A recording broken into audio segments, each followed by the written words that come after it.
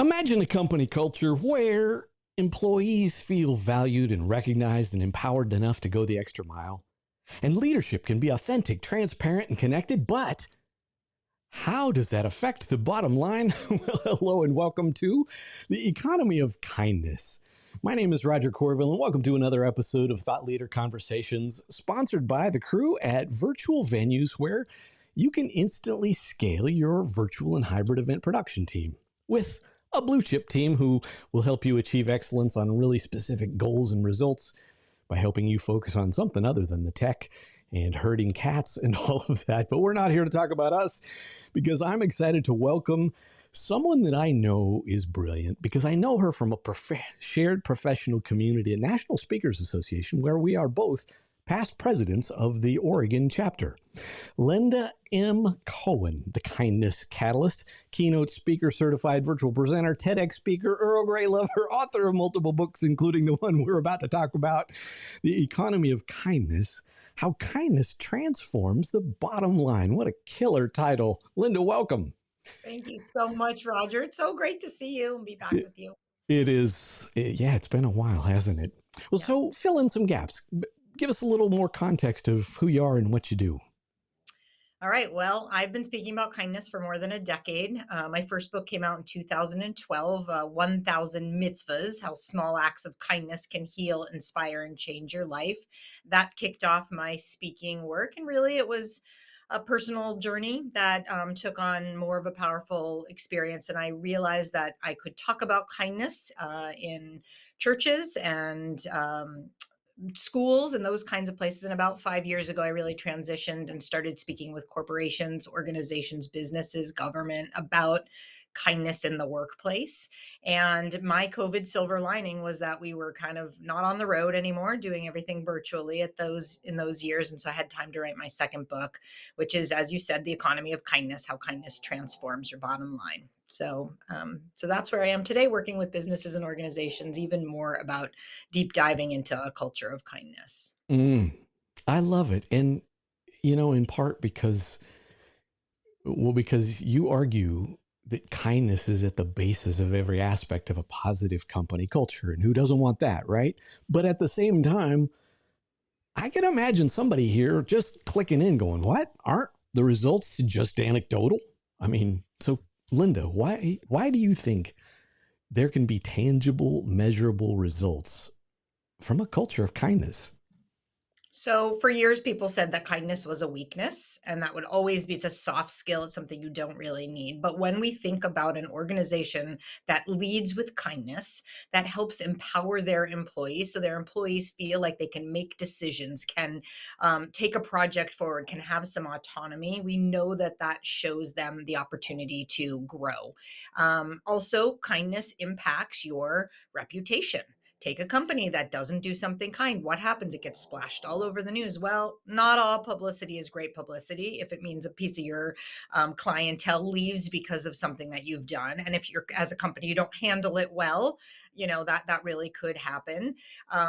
Kindness also impacts your ability to recruit great talent. If you have a great company and your reputation precedes you, it was always talked about that Zappos had this amazing culture and people wanted to work at Zappos, and it was harder to get a job at Zappos, the headquarters, than it was to get into Harvard University. So your reputation precedes you, and then you are able to recruit talent because people want to work for your company. And then can you retain that talent? So if you are promising a culture and your employees start, and really the culture you have internally is not what you promised, and it's kind of a crappy culture, they might not stick around. So all of those things are going to impact your bottom line 100%. And I think all of those things can be addressed by elevating your culture of kindness. I love that. And I don't remember if I saw it in your book or in some of your material with regard to your executive intensive that you lead. But, given that I have been in the virtual presentation skills space for a long, long time, one of those things that always comes up is something like ROI, right? And I'm sitting here thinking, oh, ROI of kindness. And truly, if you can isolate anything, and you isolate, measure, and then monetize, meaning you can figure out Yeah. what the change is with regard to the things you're talking about, um, more effective hiring, better productivity, or those kinds of things. I'm just curious. Right. Um, is there any other aspect of company culture or Yeah, sure. another way that you would articulate how people should think about culture with regard to what they might be leaving on the table? So one thing I'm working on right now with a client is hiring and onboarding. So we really looked at what they were currently doing for hiring and onboarding, and there were tons of ways that they could tweak that process that were kinder. And they were, it was just not even really realizing that that impacted your new hires. And another thing that we've talked about, I'm working on with the client is how do you know how you're doing with your onboarding and your hiring? So how about you do some kind of a review with your new hires in 90 days? And when you do that, you get feedback right away because, a lot of times people will leave within 90 days. So if they've stuck around because your culture and your onboarding process has been positive, that group of people is really great people to give you feedback about how you could do things better. And it empowers them to also, know that what they've shared might be listened to and acted on, and it helps you notice the things that you could do better just by asking simple questions like what do you wish you had known when we started the job, or what could we have done better, or how could we have made the process more fun. I'm, I'm holding back a chuckle because one of my mentees, I have a coaching client who's in the process of looking for work right now. And every once in a while, I'll get a text message from her going, shoot me, just shoot me now. Literally bumping her head into like process that has the personality of a brick. And Yeah. and just personality, let alone clarity. And Right. yeah, I think that, well, you know as well as I do, if somebody wants to work at your company, Yeah. you likely are in the upper position in terms of negotiating. And right, unless you're working for minimum wage, you get a chance to negotiate on the way in the door. So Right.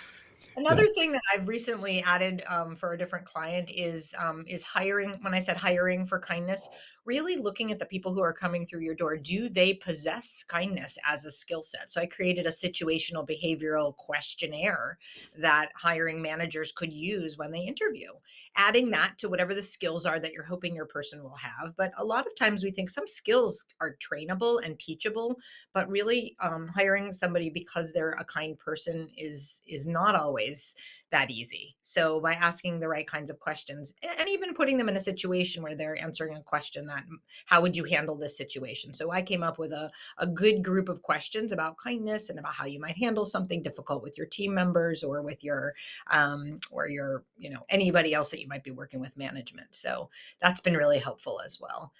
I know you're going to ask me about feedback, so I might as well just throw in some ideas about feedback as well, because Linda. Let me ask you about feedback. How do you yeah. how do you define feedback, and what's something that someone can take away just by listening here today? Well, the one thing I will say is do not even bother to invest in feedback if you do not plan to make changes based on what you hear. Like, really, don't waste your money. Because if you're going to take surveys, or you're going to ask people questions, or you're going to do exit surveys, and you are not going to change anything, don't even bother because that's why you get feedback. You get feedback to see where you could do better and how you could improve your systems, right? So feedback to me is the place where you can, and it's often, I don't know, I'm sure you shop somewhere and they say, hey, they circle the thing here, fill out this survey for me. Let me know how I did. And I'm always the one who I will give feedback as a customer, but I also ask them, do you get anything for that? Like, does anything happen to you? Do you get any, kudos if I do give you positive feedback? Because if the company isn't honoring that and asking for that and improving or even sharing with their employee that they got feedback, then I would say don't use it. So there's a lot of ways to do feedback. There's, taking it from your customers who are coming in. There is having exit surveys when somebody's leaving your company. That will give you good information. 360 interviews are a great way to do feedback for people who are all working in your organization. That you want to do well. I would say hire a professional for that if you want to do 360 interviewing. Feedback. So So there's a wide variety of ways to get feedback, but again, like don't waste your money if you don't intend to make changes once you hear it. And some of it's going to be hard to hear. I mean, I think that is part of the reality of being in an organization. Like you said, your mentee who's trying to apply for a job. I mean, obviously that company could improve their hiring if their hiring is like a brick right now. So Do you distinguish between feedback like that that might, let's presume it filters back to the employee in question? How do you distinguish between feedback and recognition? well, that's a great question. Think both are important. I trained through Toastmasters years ago. So I love the sandwich method where you give a compliment. Maybe if there's something that needs to be improved, you share that and then you give another compliment because I think it's easier for people to hear something that needs to be improved in that capacity. So when you get feedback maybe about something that needs to be addressed with an employee, I would suggest that that's the way you do it. Now, if you get feedback that's fantastic, I hope that becomes part of your recognition. I hope that is. And I encourage managers who aren't starting meetings with recognition or what we're doing well. I mean, if you're starting your meetings by complaining about what's going on, your employees are going to be, that's not going to excite them to show up at any meeting that you have with them. But if you're starting meetings with what we're doing well, what we're grateful for, who did something awesome this week, or somebody takes a camera. I've heard of companies where somebody has a video and they catch someone in the act of doing something kind, and that's how they start their weekly or their monthly meetings. And then whoever got caught in the act has to be the one who now searches it out and the next month shares somebody else. Because when you're looking for it, it really elevates it to being top of mind. So I'm all about recognition. Actually, that would probably be my fourth R after reputation, recruitment, and retention. It would be recognition because people and all the statistics and research shows you that people will work harder for the kind of recognition they want. You have to know your employees. You have to know whether they want to be publicly recognized or silently recognized in a newsletter or something else. But people will work hard for recognition. So I think it's important to give it to them. I am so glad that you just phrased it the way that you did, which is recognition the way they want. Mm. I'll share with you why. Gary Chapman wrote a famous, huge selling book called The 5 Love Languages, right? He also has a book for the workplace that takes, it's not about interpersonal relationships in terms of like you getting along better with your significant other, called The 5 Languages of Appreciation in the Workplace, and really pounds home that idea of recognition and speaks of it, one, as one of those languages of appreciation, meaning we each have different ways, maybe yours is words and mine is, a little gift or something. But he also makes the interesting point that it can be vapid and do damage. Yeah. If and it doesn't even have to be about something they did well relative to the job. It's more a function of, at least according to his way of positioning the research, it's more a function of recognizing their value as a human being and saying, you are valuable to me. And however that might unfold. Of course, we all have to think about growing the performance of our employees or making certain metrics or goals, of course. But I'm just saying this in support. Apparently, his research supports exactly what you're talking about, which is that productivity, engagement, a number of things are positively impacted when you have a culture of kindness. 100%. And I feel like that just goes back to your first point, which is that when an organization wants it to be proven by the bottom line, sometimes they will keep it all about productivity and they'll forget that these are human beings who have a whole person outside of your job and your tasks that you're expecting them to do. And, I have the coolest thing about this work, Roger, and I know you and I have known each other a long time. So you've almost seen me from the beginning of the work that I've been doing around kindness. I have just heard so many incredible stories over the last decade of employees who have been treated humanely, have been recognized in a way that met their needs. And, I could ask them in an audience 10 years later, 20 years later to share a time they received a kindness from a manager. And immediately, their hand goes up and it's like they're back in that moment. they have never forgotten how they got treated. And that's been powerful for me. That's been powerful for me to see and hear those stories and be able to share them. And so that's for me the fun part of this work as a speaker, as a storyteller, is that I share those stories. That's what's in this book, actually. I was nervous writing my second book. I know how much work goes into writing a book. And so I think I've been Hmm. dragging my feet for book number 2. I knew it was important because I knew my first book wasn't really relevant anymore for my speaking audiences. But when I sat down to write this book, it just flowed. There was, it was like I put the chapters together and I was like, oh, yeah, that story, that story, that story, because they're powerful when you hear stories about how people have been treated kindly in the workplace. And I think it's possible. And I think the organizations that are doing it well are thriving. And I hope COVID will help move some other organizations forward in that way that need to take a look at how their culture is right now. I just saw a statistic uh, earlier today Okay. that talked about a slight dip in productivity recently, like in this last quarter, Hmm. as in people are renegotiating what work looks like, hybrid, remote, go back to the office. But the overall observation was simply just the statistic that productivity, interestingly, took a dip, which for a guy that's been in this business, the virtual events and meetings business, for 24 years, I've seen a lot of people struggle with what it means to lead and manage when I'm not walking into somebody at the lunchroom. But I'll, something that you said that I think was kind of interesting. The nature of how we step up Mm. relates to the people in our immediate life, right? What's the old adage? The five, People don't quit companies, they quit bosses, or something like that. yeah. And I think of that too. It's like, heck can be breaking loose around me, but I love working for you, Linda, and I'm with you, right? Is one Yeah. of those things that's gold, that's beyond money.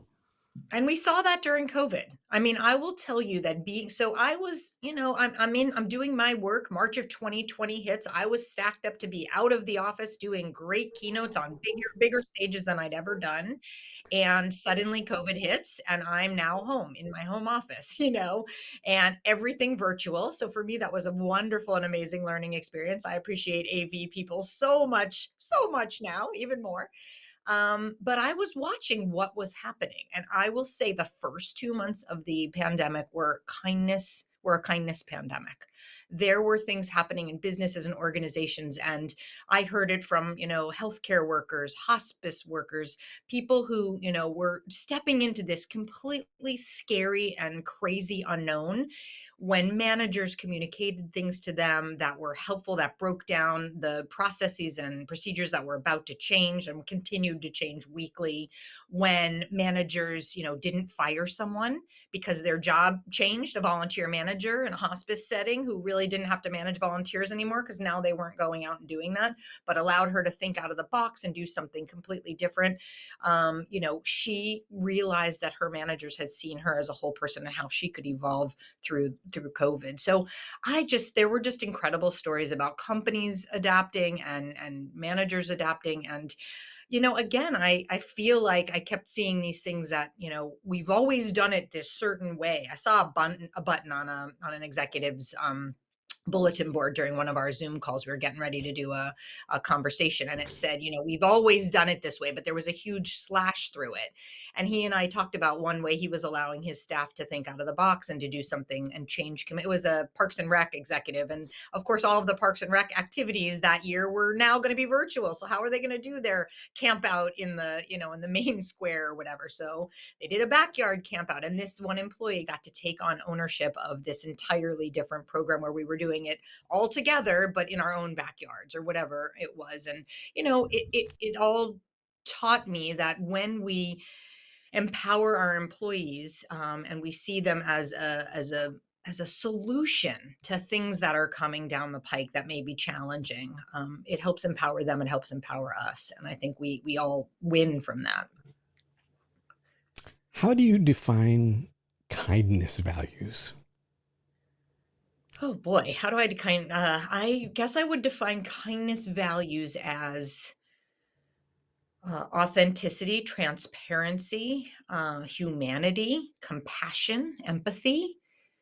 Um, a person is more important than your bottom line. I mean, a bottom line is always important to a business. I probably shouldn't say that on a business podcast, but I think you got to see your human being, your people as humans. And so that would be a piece of kindness. Yeah, And as a then leading that way, and I would say, sorry, I didn't mean to interrupt you. You're going to ask oh, another good. question. I think your managers are some of the most important people in your organization, that level of management. And if you are not helping your managers do their job, I have a culture of kindness quiz that I started using in my workshops before COVID. And I slightly altered the questions as we hit COVID. And it was like, here's a barometer of how you're currently doing with your culture. And so some of those questions morphed after we hit COVID because it was like, have you taken something off the plate of your managers that is no longer necessary?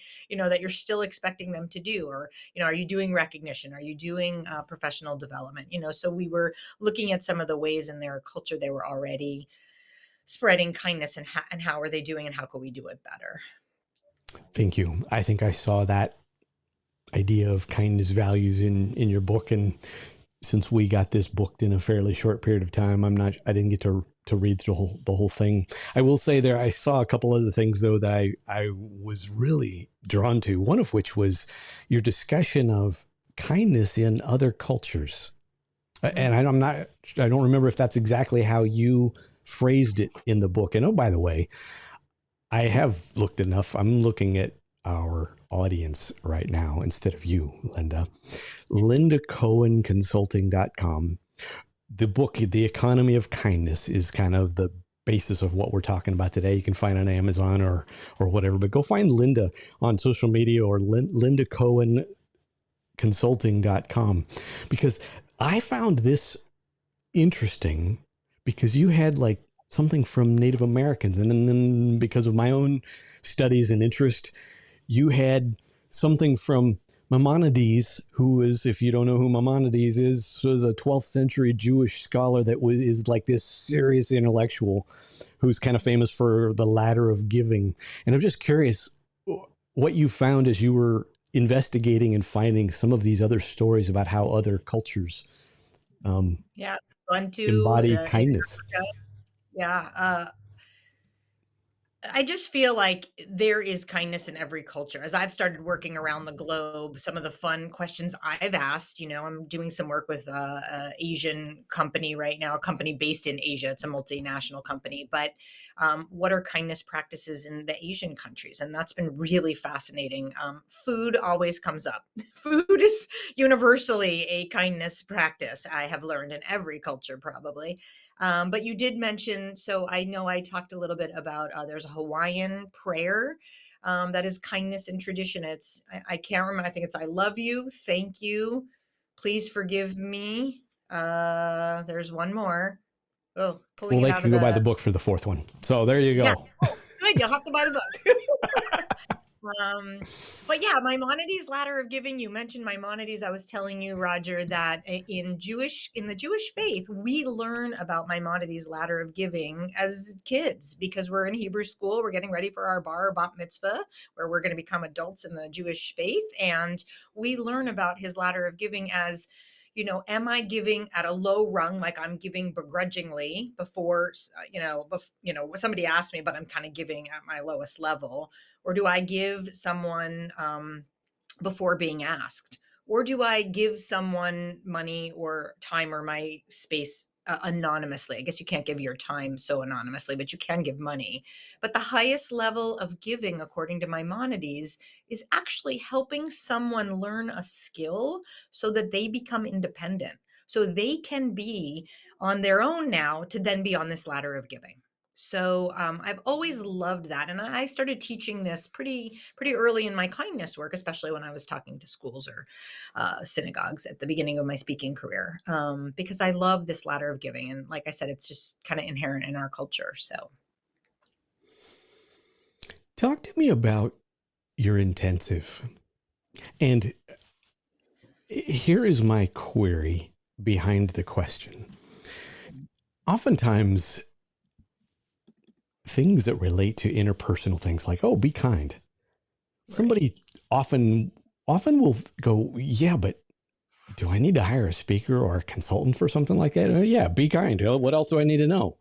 And yet I know that particularly experiential learning, given my background in adult learning, experiential learning can be really transformative, even around things that you thought you knew really well. I'm just curious how you call it an intensive or a workshop. How did that come about, and help us understand how you help that unfold experientially for people? So I'm a keynote speaker. Keynotes, we get about an hour if we're lucky, maybe 45 minutes, maybe 20 minutes. And so we're here to deliver this high level, kindness program. And this intensive really I created because I knew that there were organizations that wanted to go deeper. They wanted to have a deeper dive into kindness. They wanted to bring their leaders in. They wanted other people who hadn't been in that room to hear what my message was. So the kindness intensive is really breaking it down into 6 modules, and everything is customizable. Every client I work with, I've done a different pattern, even though I do have the intensive kind of laid out in 6 modules. But we start with, the ROI of kindness. Why is it important? I just mentioned to you reputation, recruitment, retention. I would start with my 3 R's. That's my, and we would go deeper into the science and the research around kindness so that I can set the basis up for you about why it's important just in your business to be thinking about kindness. Some of the other modules talk about creating a culture and what can we do to elevate our culture. We talk about communication. We talk about diversity, the strength and diversity in your organization. And we talk about self-care, wellness. How does that impact your people? And I know that that's a hard one to talk about. A lot of people struggle with thinking self-care is just going to get a manicure and pedicure and getting a massage. And there's so much more beyond that. And these modules and the way I've set it out are really like half-day trainings where we're going to talk about a topic. We're going to do so much engaging. It's an interactive subject. I do not think that kindness is like a topic that that only I know about, of course. And I love being able to engage my audience to bring it exactly to the pain points that they're struggling with. How do I deal with? And it's funny that you asked. You said you appreciated me talking about recognizing people as they like to be recognized. I had an audience member once come up to me and say, "Hey, we have this guy retiring and he's a total introvert and he does not want to be recognized, but we want to recognize him." So we brainstormed, how do we recognize this person who doesn't want it the way the extroverts in the office do, but they also need a way to say goodbye to this person who'd been in the organization for a long time with them. So so being able to come up with creative ways to brainstorm and to think about things and to have fun doing it and to play games as we learn is really important to me in this deep dive of the workshop. Mm, I love that. Eons ago, I did a lot of sales training under a larger umbrella of my work in marketing and tech. And one of the things that I quickly learned was that one of the things that salespeople hate are role plays. And yet one of the most powerful things after you're done that they come back to is going, oh yeah, it was really good to do this in a safe environment before I'm now out in front of a client or something like that. And I can imagine, well, I'll tell you why I'm imagining this. We're here to talk to you as opposed to be my stories, but by accident, I ended up with a sales job in retail when I was 19 years old, selling jewelry. Now, Oh, anybody who knows me knows that I could give less of a rip about jewelry. And one of the things that I was told is, well, give them a compliment. And I'm like, I think most of this stuff is uglier than the south end of a northbound horse. Why would I? How am I going to give somebody a compliment about something I think is is ugly? And I had to reach within to figure out how I was going to give someone a genuine compliment, even if I thought their ring was ugly or or whatever. right. And so I'm just kind of connecting the dots here as you're describing something like playing games or doing the kinds of things in an intensive that that is beyond just the intellectual apprehension of the idea of recognition, recruitment, retention, if I got those right, so reputation, whatever your R's were there. But going beyond the mere intellectual apprehension of that and going, okay, just like someone wants to receive Right. recognition in a way that speaks their language, Mhm. would it be fair to say that we probably each discover our own way of expressing kindness or that kind of thing? I'm Absolutely. literally putting you on the 100. spot here as I'm thinking out loud.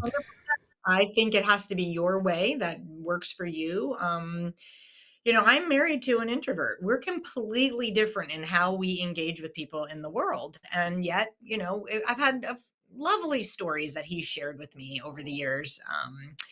About how he does something in a kind way, or watches me and says I could never do it that way, but here'd be a way I could do it. And by the way, I just have to back up. Compliments are something that I talk about in an audience fairly often, because I do think if you are able to give a genuine and an honest compliment, it's a way. Two things. First of all, it's a way for you to practice how to do kindness that shouldn't be that hard, and B, as a recipient, and one of the things I tell Roger in groups, and I know this, is that people find it easier to give a kindness than to receive a kindness. People Mm. really struggle.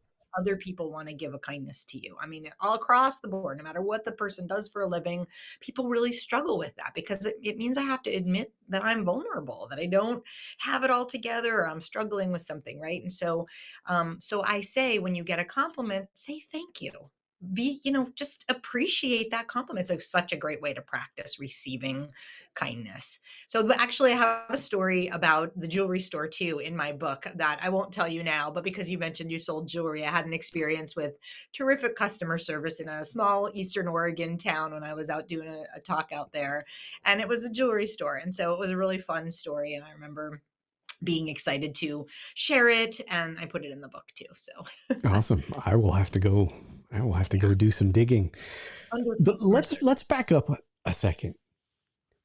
Pretend you're looking in someone's eyes.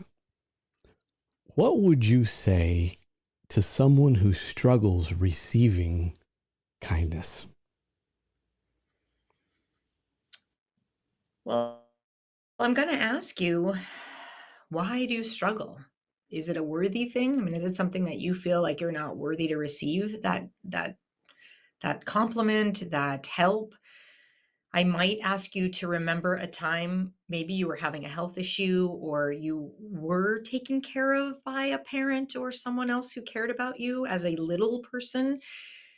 How did you feel in that moment when you received that kindness? And could you potentially allow this other person who wants to give to you? I mean, I think part of my point in being a gracious recipient is teaching people that as human beings, I don't care what the media shows or social media, people want to give to each other. Like, that Mhm. is just humanity. I think most people want to give to each other in a kind, positive way.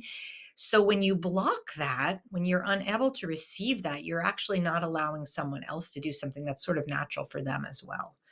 So I'd ask you both to consider, maybe not blocking that other person from doing what they want to be able to do to you, and what is it that's stopping you? What is it that's stopping you? And I know we're not going to have time for all of this, but grew up in lots of dysfunction in my own family and dealt with a challenging parent who had her own mental health issues. And so I've gone through all of that.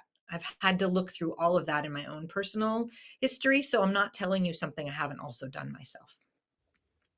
You just made me think of something. You know the old idiom or proverb, it's better to give than receive. Hmm. If we don't receive, we're denying someone else a chance at the joy of giving. Totally. Yeah. What a beautifully human thing. Yeah. Yeah.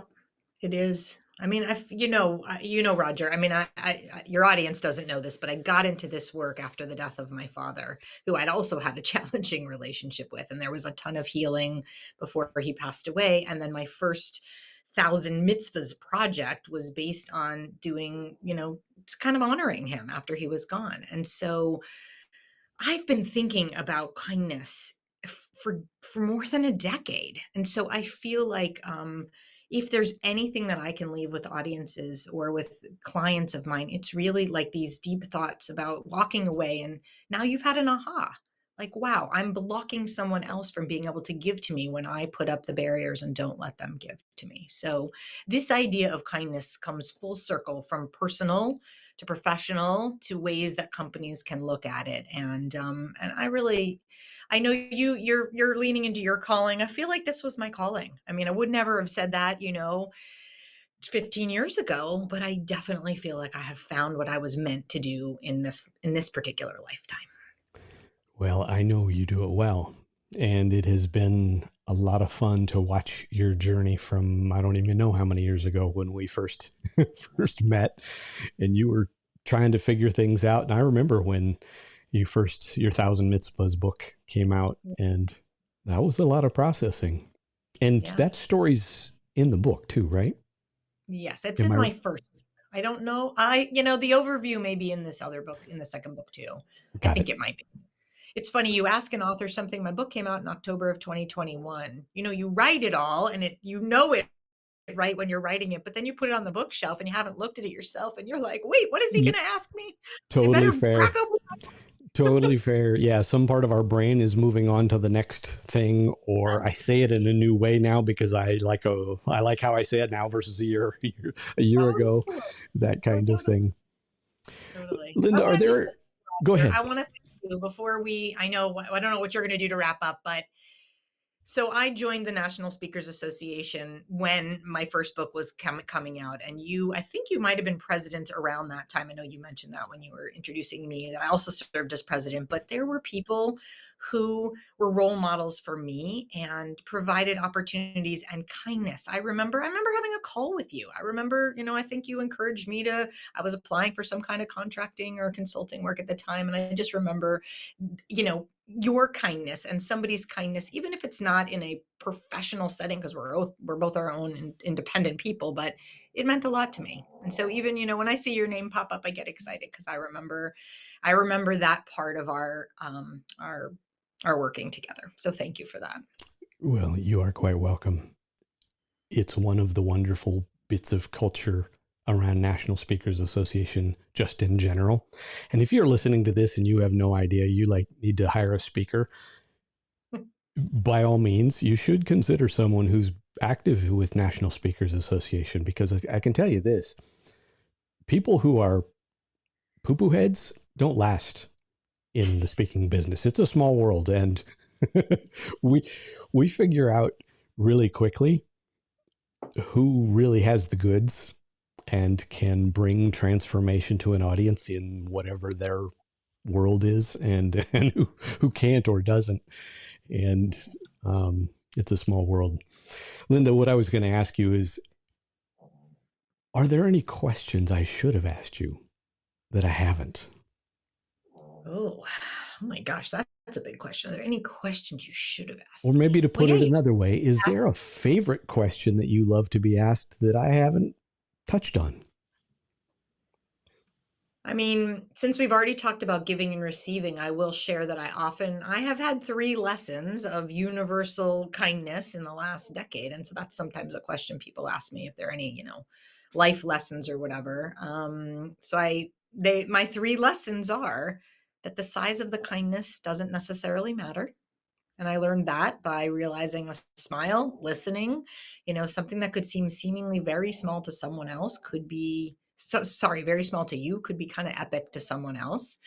Um, the second lesson is really that there's a ripple effect. I mean, we don't always see it, we won't know what it is, but that act of kindness that we do for someone else, or that we receive even, can impact us, can impact someone else that we've now had a chance to touch.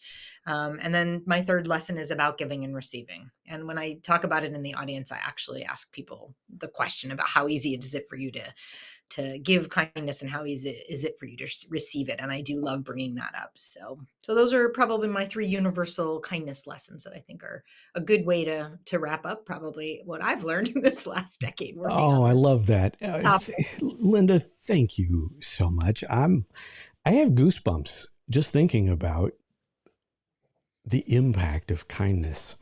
And I think maybe even that is its own takeaway. If you're still listening here, not only are we glad that you've been tuning into the Thought Leader Conversations podcast series, but I hope you realize what an impact this small thing can be. And I have just been reminded with an old friend, but I've been reminded anew that the passion that she has is contagious.